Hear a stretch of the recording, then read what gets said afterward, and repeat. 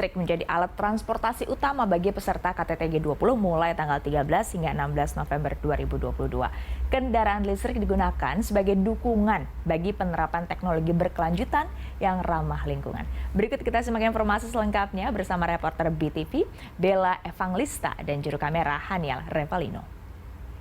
Pemirsa BTV, saat ini saya masih melaporkan dari Nusa Dua Bali terkait dengan diselenggarakannya konferensi tingkat tinggi atau KTT G20. Nah, salah satu tentunya hal yang menjadi fokus dari pergelaran ini atau perhelatan konferensi tingkat tinggi ini adalah terkait dengan transportasi dan juga mobilitas seluruh para peserta. Nah, untuk Anda ketahui, pemirsa BTV, memang selain dari kendaraan listrik dan juga kendaraan yang memiliki stiker khusus dari penyelenggara, kendaraan lain tidak diperbolehkan untuk masuk kawasan G20 ini. Dan saat ini di samping saya seperti yang dapat Anda saksikan, ini ada sebuah bis listrik, di mana bis listrik ini merupakan salah satu kendaraan transportasi yang dapat digunakan oleh para peserta G20 untuk beraktivitas seperti itu atau untuk melakukan pergerakan selama berada di kawasan Nusa Dua Bali. Saya akan mengajak Anda untuk melihat langsung ke dalam kira-kira bagaimana fasilitas dari mobil listrik ini. Oke, dan ini sekalian juga pemirsa BTV sudah ada supir dari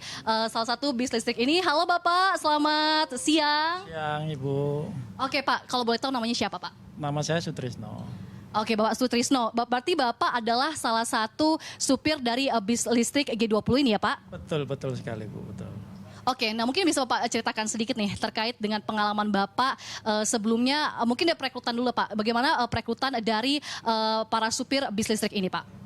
Ya sebetulnya saya berawal dari Damri Jakarta, koridor 18. Sementara saya ditugaskan di Bali. Nah ini ada acara event KTT G20, saya diikut sertakan gitu. Oke Pak, ini proses perekrutannya berapa lama Pak sampai akhirnya Bapak diterbangkan ke sini, kemudian setelah itu menjadi supir dari bis listrik ini Pak? Kurang lebih 1 bulan. Kita didiklat dulu di PT Inka Madiun selama 2 hari. Pelatihan, teori, praktek gitu. Oke, tapi berarti sebelumnya Bapak punya pengalaman untuk mengendarai bis ya Pak ya? Iya betul, punya pengalaman mengendarai bis sehari-harinya begitu Bu.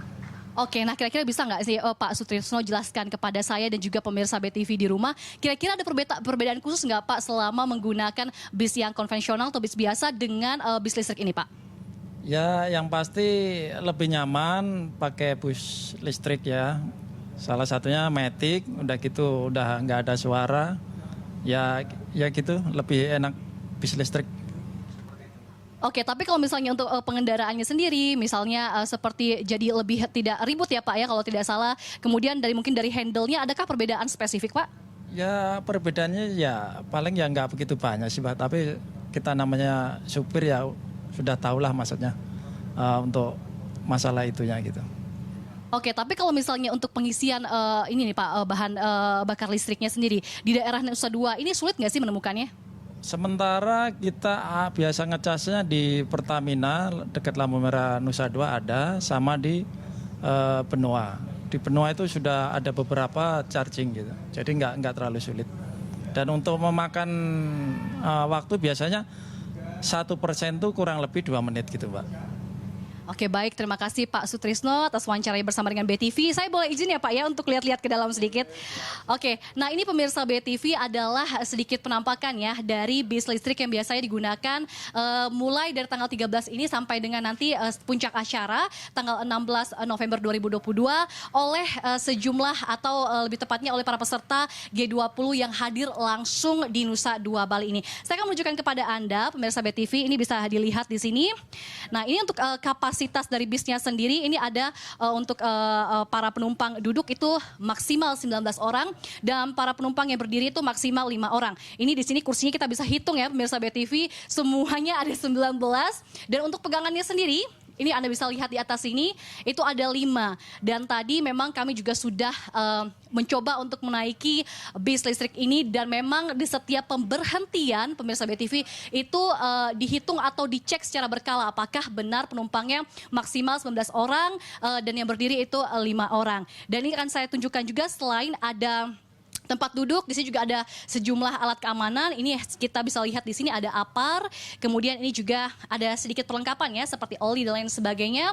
Dan di atas ini juga full AC, teman-teman BTV. Dan ini juga ada CCTV yang langsung mengarahkan ke dalam ruangan atau koridor bis ini. Dan selain itu juga saya melihat di sini ada tempat pemecah kaca seperti itu ya. Seandainya penumpang atau bis ini sedang berada dalam kondisi emergency. Kemudian juga kalau tidak salah, nah ini dia.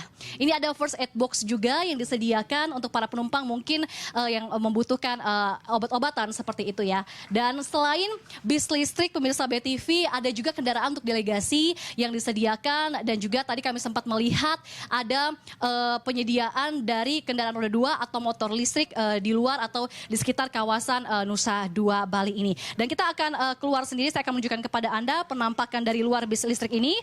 Pak, izin ya Pak ya, kita turun ke bawah. Oke, baik pemirsa BTV, ini kita bisa lihat sedikit penampakan dari luar bis listrik ini seperti ini. Ya, dan untuk operasionalnya sendiri memang tadi kami juga sudah mewawancarai sedikit terkait dengan operasional bis ini. Memang bis ini mulai beroperasi sekitar pukul 6 pagi hingga maksimal pukul 8 malam. Dan demikianlah pemirsa BTV sedikit liputan kami terkait dengan kendaraan listrik. Dalam hal ini adalah bis listrik yang digunakan oleh para peserta G20 untuk melakukan pergerakan selama mengikuti kegiatan G20 ini. Demikian pemirsa BTV, saya Eva Lista, Hanil Revelino, laporkan.